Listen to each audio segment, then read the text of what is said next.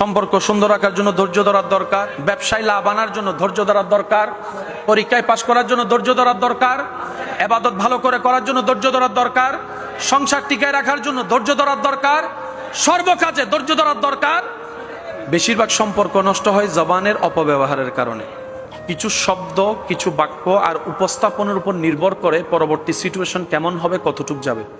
আমরা যদি কথা বলার সময় একটু মেপে মেপে কথা বলি, স্থির হয়ে কথা বলি, আমাদের অনেক কঠিন পরিবেশও সহজ হয়ে যাবে। শুধু একটু খেয়াল করবেন, শব্দের উচ্চারণ, শব্দের বলার ধরন, এই ধরনটার সাথেই অনেক কিছু নির্ভর করে। আমরা যদি ধরনটা যদি একটু নর্মাল রাখতে পারি, শব্দগুলাকে যদি একটু হাসি মুখে বলতে পারি, তাহলে ধৈর্যকেও সাথে নিলাম, সহ্যকেও করলাম, আবার সুন্দর কথা বলার কারণে আল্লাহ থেকে উপহারও পেয়ে গেলাম। সুবহান। আমাদের নবী রাহমাতুল্লিল আলামিন হাজার কটু কথার বিপক্ষে মুস্কি হেসে সুন্দর কথা উপহার দিতেন।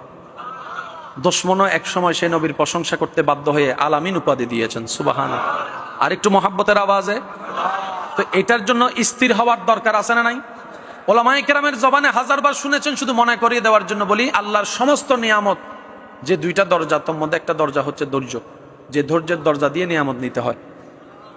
ধৈর্য ধরার ইচ্ছা সবার আছে না নাই?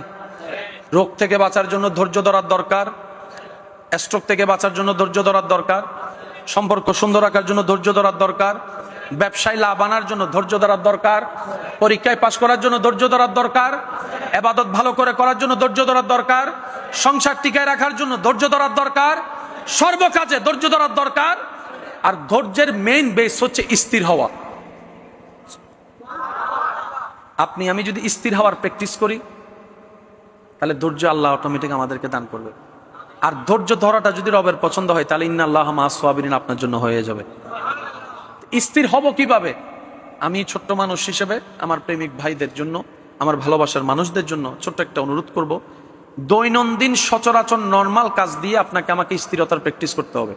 যেমন অন্য রুমে কিছু একটা ঘটতেছে, আপনার মন চাচ্ছে যাইয়া দেখতে, আপনি ইচ্ছা করে যাবেন না, অপেক্ষা করবেন। আগে যদি 1 মিনিটে যাইতেন, এখন যাবেন 5 মিনিট পরে।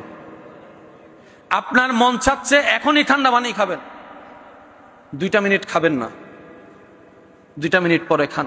তাড়াহুড়া করে খাবেন না, একডুক একডুক করে খান। স্থিরতা বাড়বে, ধৈর্য বাড়বে।